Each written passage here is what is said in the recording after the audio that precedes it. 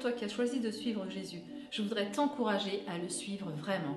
Si un jour tu lui as dit oui, ton amour est inconditionnel. Il ne dépend ni des circonstances, ni de la situation dans laquelle tu es, ni de l'actualité du monde. C'est lui dire oui, où tu veux Seigneur, quand tu veux Seigneur, comme tu veux et ce que tu veux.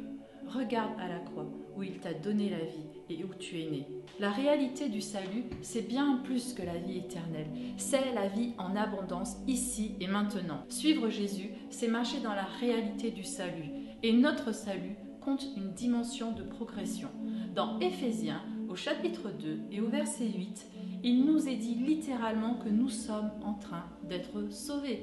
Vivre par la foi, c'est vivre en accord avec la parole de Dieu, et non pas selon nos états d'âme, nos émotions ou nos sentiments, comme je vous disais. Le Seigneur a vaincu le monde, alors réjouis-toi.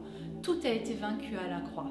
Nous sommes sous la grâce et nous voulons en profiter pleinement. La grâce, elle nous encourage jour après jour. Souviens-toi de Paul qui disait « Ta grâce me suffit, Seigneur ». Il est étonnant de voir, lorsque l'on parcourt les évangiles, qu'il y a plusieurs personnes qui rencontrent Jésus et qui sont repartis vers leur ancienne vie. Comme par exemple le jeune homme riche qui est reparti tout triste dans Matthieu au chapitre 19 et au verset 22.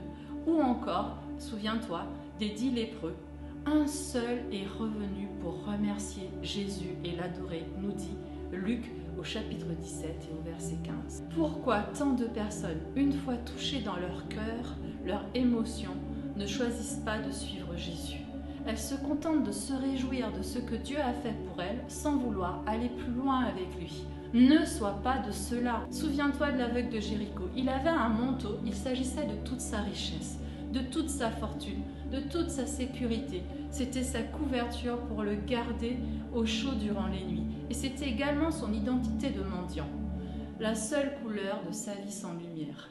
Lorsqu'il s'approche de Jésus, il fait un geste significatif. Il jette son manteau et l'abandonne. Il se débarrasse de ses sécurités passées, de son identité de mendiant afin de s'engager dans la marche de la foi, démontrant qu'il ne voulait pas juste retrouver la vue, mais il voulait voir sa vie changer entièrement. L'aveugle de Jéricho avait quelque chose à perdre, mais il savait que ce manteau n'avait aucune valeur comparé à la vie avec Jésus. Rien n'est plus précieux que sa présence. Comme le roi David le dit, un jour vaut mieux que 1000 ailleurs. Un jour dans ses parvis vaut mieux que 1000 ailleurs, nous dit le psaume 84 et le verset 10. Vouloir profiter des miracles de Jésus sans le suivre, c'est prendre Jésus pour ce qu'il n'est pas.